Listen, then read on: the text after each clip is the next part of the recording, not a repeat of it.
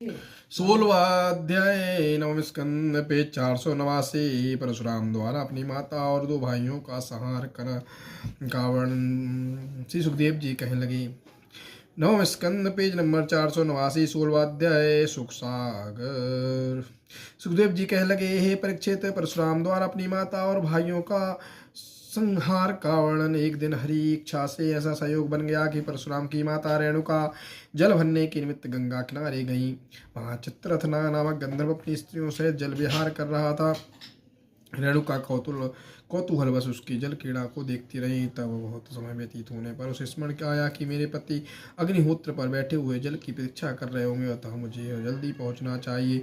जब वह शीघ्रता से जल लेकर आश्रम पर आई, तब ऋषि ने अपने योग बल से जान लिया कि यह रेणुका पराइस पुरुष की क्रीड़ा पर मोहित हो गई। इसलिए रेणुका के वहां जाने पर जमदग्नि ने क्रोध होते हुए अपने तीनों बड़े पुत्रों को आज्ञा दी कि तुम लोग अपनी माता का वध कर दो। परंतु उन लोगों ने जब इसे धर्म समझकर उनकी आज्ञा का उल्लंघन कर दिया, तो उन्होंने अपने छोटे पुत्र परशुराम को आज्ञा दी कि तू अपनी माता और तीनों बड़े भाइयों को मार दो। इस बात को सुनकर परशुराम ने अपनी हृदय विचार किया कि यद्यपि माता और भाइयों का वध करना महान पाप है, तो पिता की आज्ञा पालन के आगे यह कुछ चीज नहीं है। ऐसा सोचकर परशुराम ने अपनी माता और तीनों भाइयों का वध कर दिया। उस समय जमदग्नि ऋषि ने प्रसन्न होकर कहा, हे परशुराम, तूने मेरी आज्ञा का पालन करके अपनी माता और भाइयों को मार डाला। इससे मैं तुझसे बहुत प्रसन्न हूँ। अब जो तुझे अच्छा लगे वही वर मांग ले। सुनकर परशुराम ने हाथ जोड़कर विनती की, हे पिताजी, मैं आपसे वर मांगता हूँ कि मेरी माता और तीनों भाई पुनः जीवित हो जाएं।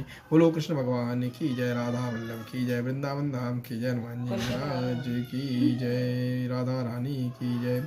अपने मारे जाने की बात कोई भूल जाए। पुत्र के ऐसे वचन सुनकर जमदग्नि ऋषि बोले, हरि इच्छा से ऐसा आई। और ऋषि ने मुख से ऐसे वचन सुन निकलते ही परशुराम की माता और तीनों भाई पुनः जीवित हो उठे। इतनी कथा कहकर श्री सुखदेव जी बोले, हे राजन, पितृ भक्त के तप में ऐसे सामर्थ्य है कि हरि भक्त लोग मरे हुए को भी पुनः जीवित कर सकते हैं।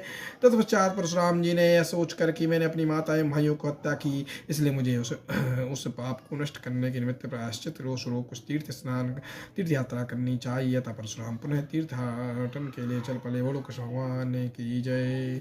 उस समय राजा सहस्त्रबाहु के 100 पुत्रों ने, जो पहले उनके हाथ से बचकर भाग गए थे, आपस में निश्चय किया कि इस समय परशुराम जी आश्रम पर नहीं, इसलिए हमें उचित है कि हम उनके पिता को मारकर अपने पिता का बदला ले लें। इस प्रकार निश्चय करके उन सहस्त्रबाहु के 100 पुत्रों ने एक दिन हवन करते समय जमदग्नि ऋषि को मार दिया और उनका मस्तक काटकर अपने साथ ले गए। उस समय रेणुका ने बहुत रुदन करते हुए कि इस बार अपनी छाती को पीटकर परशुराम को पुकारा। तब पिता के मरने के समाचार ज्ञात करके परशुराम अपने आश्रम पर वापस आ गए। बोलो कृष्ण भगवान की जय, राधा वल्लभ की जय, वृंदावन धाम